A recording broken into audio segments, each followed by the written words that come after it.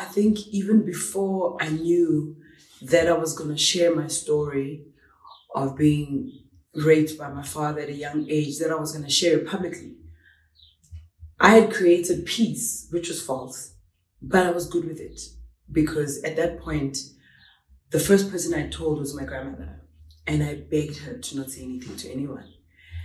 And reluctantly, she did not want to keep my secret, but she did.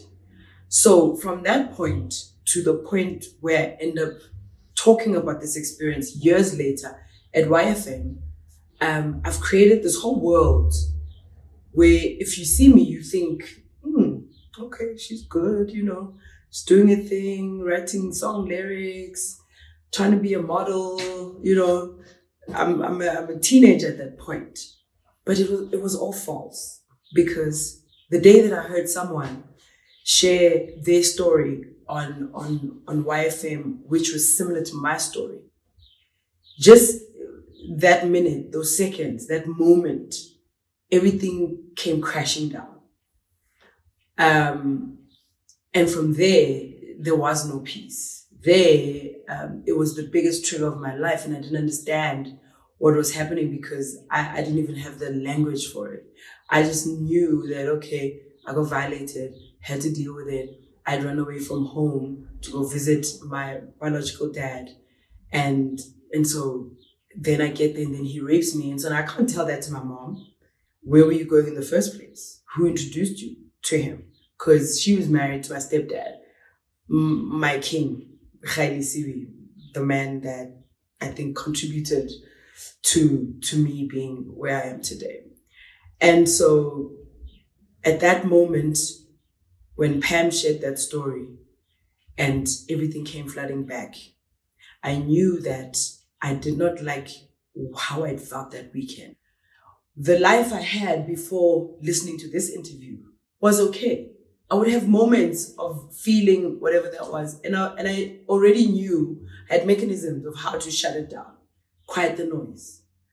But getting to this place where now, because you have to face the world, you now have to show up for real. If you want to not feel this way, like you did this entire weekend, that means you have to do the work. And we might not say it as rape survivors and gender-based violence custodians or providers of therapy and healing. We might not say it in the words that peace is what you're looking for. We'll talk about healing.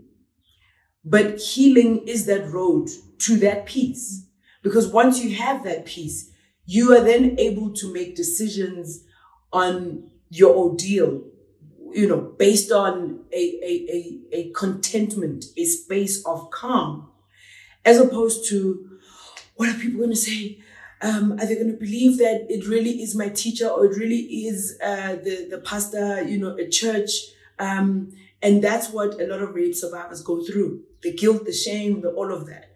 And so I decided I was going to be better than this, and that I liked my life when I was in control of it, when I was in charge, because not having that peace, being in the opposite of peace, the trauma, being in that roller coaster means that everything around you, because you are what you attract, means everything around you is exactly that. So you're trying to date, you're going to attract chaos. Yes. You try and get into a job environment, you're going to get into a toxic space. So the absence of peace is havoc. Nobody wants that. And once I started my journey and started speaking about it and slowly started feeling like myself again and realizing, I'm not the only one. There are so many other young people like me in South Africa. I now happen to be at the beginning of my career. The fame, is catching up with me, but I can actually do something about this, not for them, for me. And that's when the years started, the journey started, because getting to that place, especially when you come from that kind of trauma, it's a whole lifetime of, I don't want to say chasing this peace, seeking it, seeking the therapy, seeking, the healing, making the scars go from, wounds to scars, because it's dry now. You still have the mark. You know what it is, but it doesn't hurt anymore. And so I think the biggest question for a rape survivor is, are you willing to do the things you need to do to get to that place of calm? Because after it's all happened and you hate the world, you hate yourself, you blame yourself, you hate the perpetrator and whoever you think could have, should have stopped it. When you're there, you fester, you live in that. But now the challenge is to get out of that. How do you get out of that? How you get out of that is having to make a decision. Am I going to replace this with calm in my life?